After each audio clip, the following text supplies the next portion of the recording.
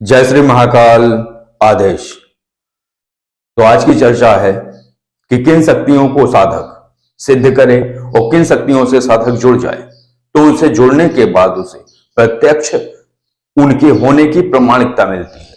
कोई भी कार्य वो साधक अगर कर रहा है तो प्रार्थना लगाते ही वो कार्य हो जाए। तो जैसा कि कई वीडियो के माध्यम से आपसे जो चर्चा हुई थी कि जो इतनी योनि की शक्तियां हैं वो तत्काल प्रभावी हैं।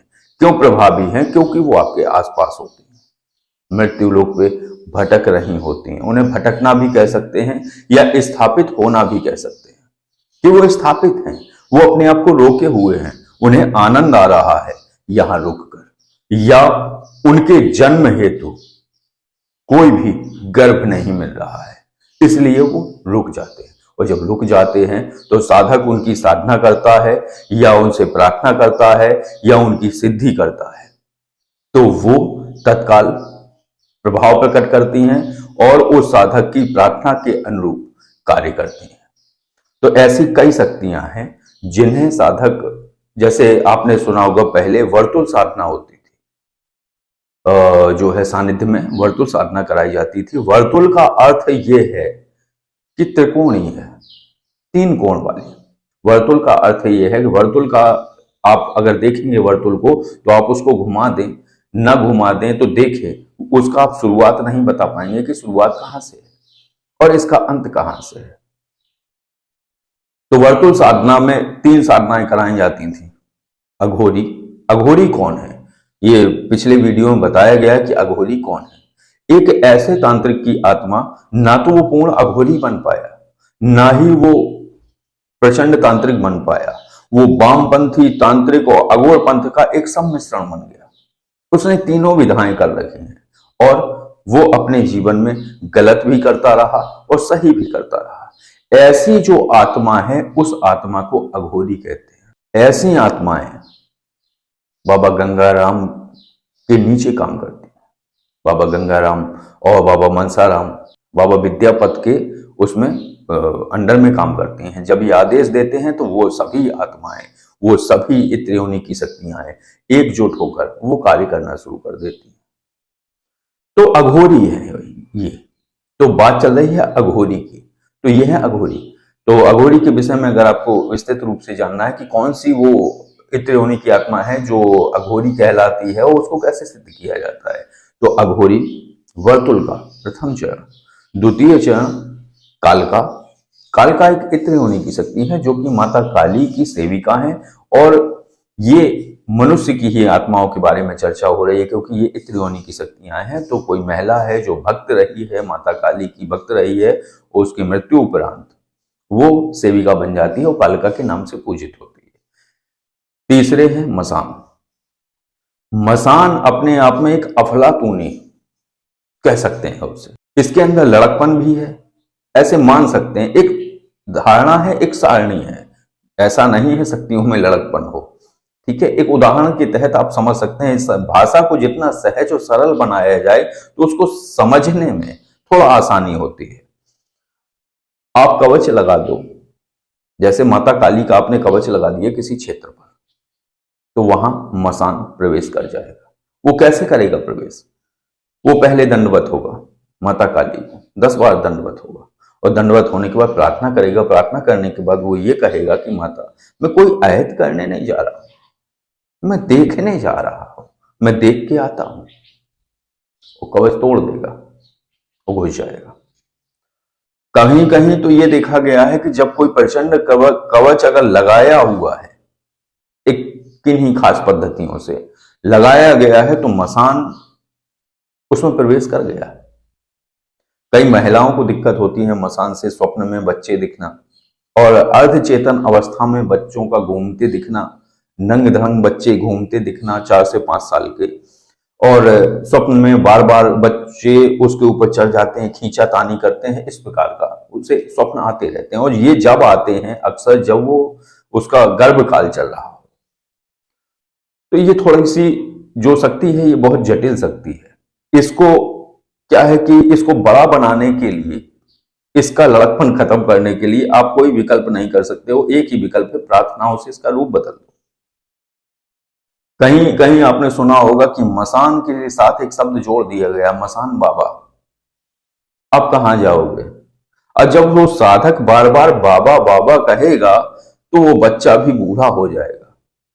क्योंकि सीधी बात है कि जिस रूप में आप शक्ति को पूजते हो, जिस रूप में आप शक्ति को समझते हो और जिस रूप में शक्ति को आने के लिए बोलते हो, आपने कई तांत्रिक विधाओं में सुना होगा, एक शक्ति आएगी, जैसे ही तुम हवन करोगे तो एक शक्ति आएगी, प्रचंड होगी, काली होगी, धुएं के आकार की होगी और वो हंसते हुए आएगी, विभत्स तरीके से आएगी।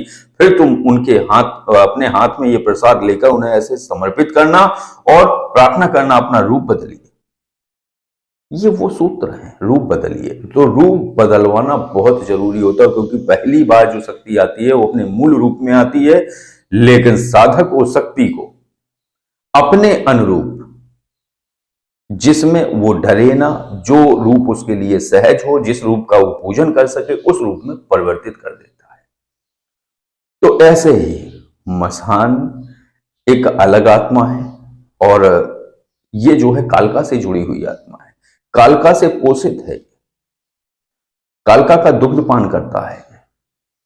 ठीक, हालांकि ये सारी चीजें भौतिक की बातें हैं, लेकिन जो तांत्रिक भाषा की बात करूं तो उस भाषा में यह कहा जाता है कि कालका के द्वारा पोषित है ये। और एक तरीके से ऐसे देखा जा सकता है कि एक औरत, एक बच्चा 5 से 7 वर्ष का, ये है वो, और कालका से पोषित होता है। अघोरी बाबा इन दोनों की मदद करते हैं। सेवक की तरह कह सकते हो या सहयोगी की तरह कह सकते हो, लेकिन ये तीनों शक्तियां किसकी आन मानती हैं? ये तीनों शक्तियां मानती हैं गौण की आन। जो गौण बाबा होते हैं उनकी आन मानती हैं। मैं एक सिस्टमिक बात बता रहा हूं जिसमें आपको थोड़ी सी जानकारी हो जाए। तो ये जो है वर्तुल साधना में ये प्रक्रियाएं कराई जाती थी। अब इन प्रक्रियाओं में होता क्या था कि व्यक्ति एनर्जी रिमूव कर सकता है, हालांकि प्रचंड एनर्जी नहीं। जैसे प्रचंड एनर्जी ऐसे जैसे कोई तांत्रिक मां शमशान काली का प्रयोग कर दे किसी के ऊपर, तो वर्तुल साधना से वो ठीक नहीं होगा। साथ में ये एक और होगा कि ये शक्तियां भी खंडित होने की पूरी संभावना रहेगी इन शक्तियों की, अगर आप लगाएंगे तो। दूसरी बात शत्रु पक्ष है। अब शत्रु पक्ष क्या है कि आस पड़ोस में कई लोग होते हैं और कई तरीके के लोग होते हैं। वो आपके दिमाग में द्वंद्व पैदा करते हैं, समस्याएं पैदा करते हैं। कुछ नहीं तो छत पे कूड़ा ही फेंक दिया, कुछ नहीं तो छत पे कूद के ही चले गए। होता कुछ नहीं है इससे, लेकिन दिमाग में एक उलझन पैदा हो जाती है। इसके बाद कुछ चीजें और बढ़ जाती है। सुबह उठ के बिना नाम लिए गालियां देना, बिना कुछ कहे उसकी तरफ देखे गालियां देना, फला फला ऐसा, फला फला वैसा। ये झंझट होता है। किसी के दरवाजे पे अपनी बाइक खड़ी कर देना, किसी के दरवाजे पे कुछ कर देना, तो ये जो है बड़ी समस्या वाली बात है। इसमें अगर आप रोका टोकी करते हैं तो विवाद खड़ा हो जाता है, विवाद खड़ा होता है तो बड़ा लंबा चलता है। तो ऐसे अराजक तत्वों को, ऐसे दुष्ट लोगों को प्रसाद देने के लिए ये तीनों शक्तियां बहुत कारगर है, बहुत कारगर है। आप कुछ नहीं, आपने हाथ में जल लिया, जल लेने के बाद अघोरी बाबा का 7 बार मंत्र बोला, और मंत्र बोलने के बाद जब मंत्र बोल लिया तो उसमें 2 ढक्कन शराब डाल ली उसी जल में, और एक पत्थर रखो उनकी आकृति के रूप में, उनके स्वरूप के रूप में, और बस ऐसा करके वो शराब और वो जल दोनों छोड़ दो उनके ऊपर। एक पेड़ा, दूध की मिठाई होती है, गोल होता है, पेड़ा बोलते हैं उसे, मथुरा का पेड़ा आप सुने होंगे। तो वो पेड़ा ले जाके उस गोल पत्थर के ऊपर रख दो, एक पान रख दो, एक सुपारी रख दो, सीधी प्रार्थना बोल दो कि बाबा जाओ और फला फला आदमी का दिमाग खा लो। कुछ नहीं करना, उसे गिराना नहीं है, उसे पटकना नहीं है, बस दिमाग खा लो। इसकी सोचने समझने की क्षमताएं उल्टी हो जाएं। जो अपना विकास कर रहा था ये विकास ना करके दूसरों से झगड़े ही करता रहे, और इसके लिए कोई अच्छा खासा दुष्ट आदमी से इसकी मुलाकात करवा दो, जिससे ये उसे कूटे, वो इसे कूटे, बात खत्म हो गई। ये तो हो गए नॉर्मल प्रयोग। ऐसे ही मसान के हैं।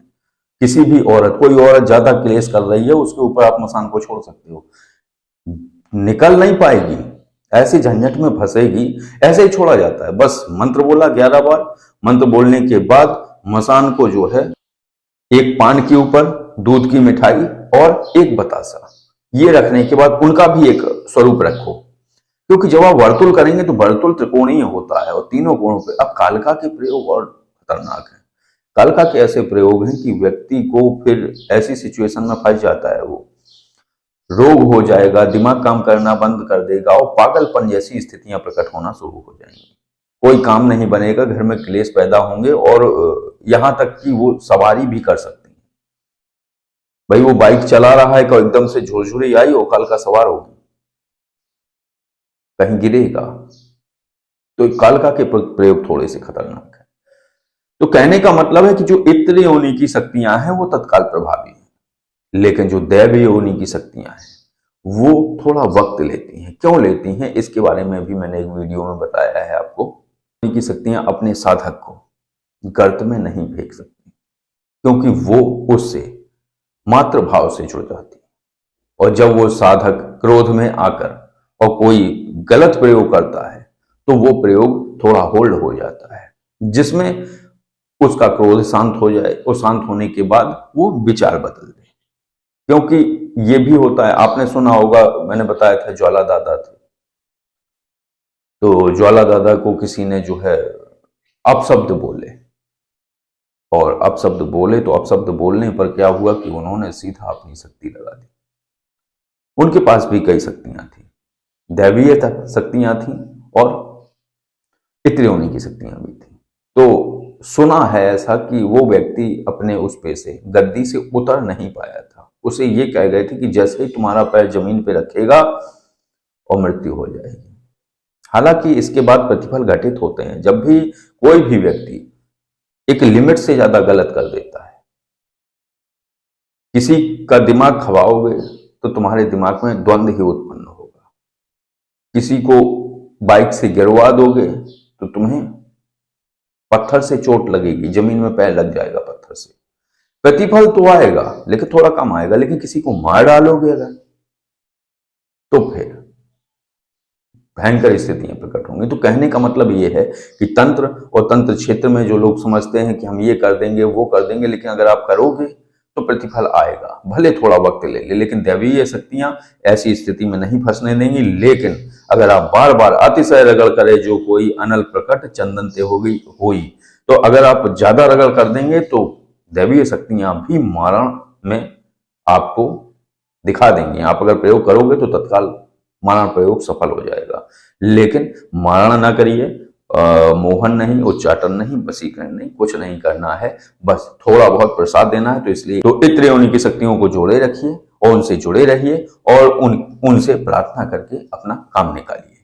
तो जो मसान बाबा हैं, जो अघोरी बाबा हैं और जो कालिका हैं, इन तीनों के प्रयोग बहुत अद्भुत और बहुत विचित्र हैं। कभी कभी क्या है कि प्रयोग करते समय ये आवाज भी लगा देते हैं।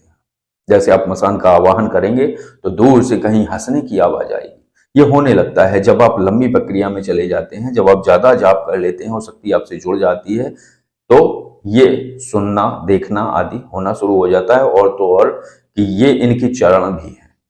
इनके चरण ऐसे हैं कि जब आप प्रथम चरण पार कर लेंगे तब दूसरा चरण शुरू होगा, दूसरा चरण पार कर लेंगे तीसरा चरण। आपने देखा होगा जो ये ऐसे करके कान में पूछ लेते हैं, ये कालिका ही है। इनकी सिद्धि करने के बाद ये सीधा है, या तो बोलेंगी नहीं, और बोलेंगी कोई मानस का काम नहीं है, बोलेंगी नहीं। और अगर प्रकटीकरण हो गया तो तुम्हें छाया दिखाई देगी। और जब भी तुम आवाहन करोगे, जैसे कि मैं कहता था कि एक थे वो हमारे परिचित थे, वो सामने वाले की जो नकारात्मक ऊर्जा है उसको बता नहीं पाते थे। उन्होंने अपनी शक्ति का आह्वान किया और शक्ति ने उनके शरीर से वो जो ऊर्जा है उसको खींचा, दिखा दिया ये थी, और छोड़ दिया, फिर घुस गई। तो ये प्रत्यक्ष तरीका से काम करने लगती हैं जो कालिका माँ है। अब माँ ही बोल सकते हैं उनको, क्योंकि मातृ रूप में अगर आप जुड़ेंगे तो धोखा नहीं खाएंगे, और अगर आप शक्ति के रूप में जुड़ेंगे तो धोखा खाएंगे। क्योंकि पहले आप एक संबंध रखते हैं शक्ति से कि वो हमारे क्या है, वो हमारे पितृ रूप में है या हमारी मातृ रूप में है या हमारी मूल स्रोत शक्ति के रूप में है। तो ऐसी शक्ति से आप जिस रूप में जुड़ेंगे, चाहे मातृ रूप में जुड़ें, चाहे देव रूप से जुड़ें कि ये देवता है, या मातृ रूप से जुड़ें, तो वो सदैव आपकी जो है सहायतार्थ रहेंगे। लेकिन कभी भी शक्ति को गुलाम नहीं समझना चाहिए, क्योंकि पूरे जीवन फिर धोखा होने की संभावना रहती है, क्योंकि गुलाम धोखेबाज हो सकते हैं लेकिन माता धोखेबाज धोखा नहीं देंगी और उसको जो है मझधार में नहीं छोड़ेंगी साधक को। तो बस आज की चर्चा थी जानकारी के लिए, इस पर आपको शायद साधना दी गई है माता काली की किसी वीडियो के माध्यम से। डिस्क्रिप्शन में मैं उस वीडियो का लिंक दे दूंगा, तो उसको आप देख के वो साधना कर सकते हैं अगर आप करना चाहें, लेकिन उसमें पकाना होता है। मैं वही कहता हूं कि करने के तत्काल बाद चीजें फलित नहीं होती, थोड़ा वक्त लेती हैं, एब्जॉर्ब होती हैं। आपके अंदर बदलाव कैसे होगा, बदलाव होना शुरू होता है, बदलाव होने के बाद ही वो चीजें प्रकटीकरण करती हैं। थोड़ा वक्त लगता है और ऐसा नहीं है, मैं हरदम कहता हूं वही बात 2-2 बार 10-10 बार कहो तो अच्छा नहीं लगता। भाई स्विच नहीं है ये कि आपने स्विच दबाया और बल्ब रोशन हो गया, नहीं, वक्त लगता है। तो समय दीजिए और समय देने के साथ उसके प्रतिफल जो आएंगे उससे लाभ लीजिए। तो बस आज की चर्चा को विराम देते हैं। आदेश। जय श्री महाकाल।